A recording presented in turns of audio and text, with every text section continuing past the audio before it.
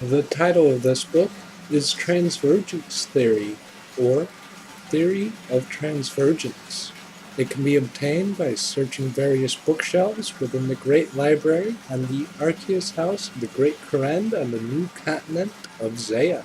Hope you guys enjoy this reading. The Theory of Transvergence. We have known for the past 150 years about the possibility of turning rune essence into runes which can be used for magic. The ancient mage who visited us imparted his knowledge before he died.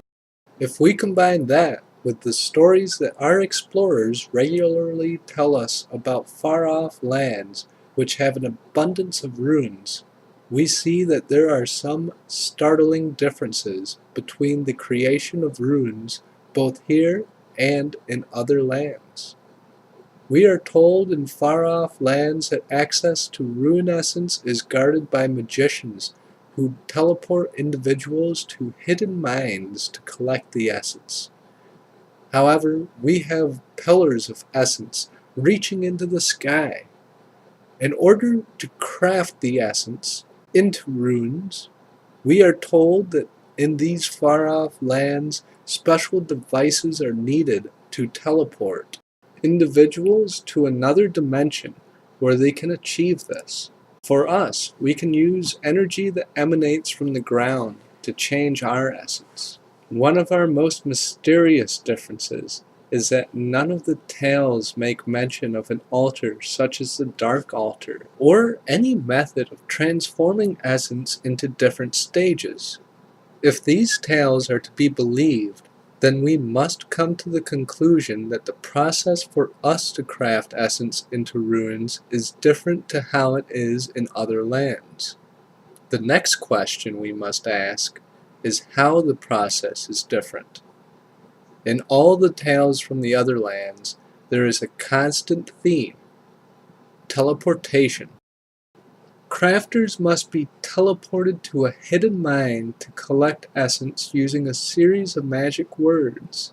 They must also use a device which combines with a magic altar to teleport to another dimension and turn the essence into runes. Neither of these are the case here.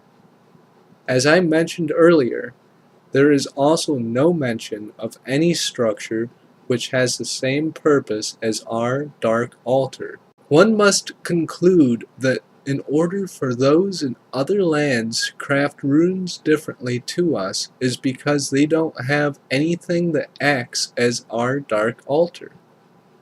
Next, we must look at why the Dark Altar does what it does.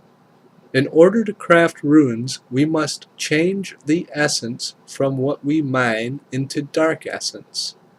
The dark essence then can be used to harness the energy coming from the ground, which are focused through altars to become runes. The key question must now be, how does this happen? If we look at the Dark Altar as a whole, we can see that it is able to bring life out of death when reanimating corpses, corrupt individuals, and break minds. I think it is no coincidence that the Dark Altar allows blood and soul runes to be created only as these are primarily needed to reanimate the dead.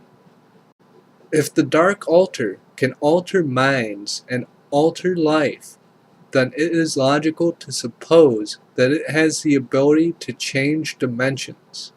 I believe the power of the Dark Altar allows the energy needed to change essence into runes to seep through to this dimension. By only being able to harness the essence changing power with dark essence, the Dark Altar has even more use and purpose. It is almost as if the Dark Altar has some sense of self-preservation and is looking for as many ways as possible to be integral to our community and thus gain power within it. In conclusion, I believe the Dark Altar has the ability to merge power and dimensions such as life and death sanity and insanity, as well as converging the dimensions needed to craft runes, albeit with an agenda. And with that, we've reached the end of this audiobook on the Transvergence theory. Relates to the other book I was reading the other day a little bit on transportation incantations, because that lore reading made me speculate that the Dark Altar had some sort of sentience to it, so feel free to check that one out.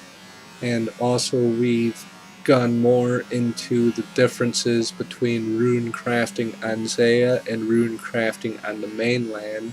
And this book basically serves as a lore-based explanation for why these methods of rune crafting are different within Gielinor between the two continents.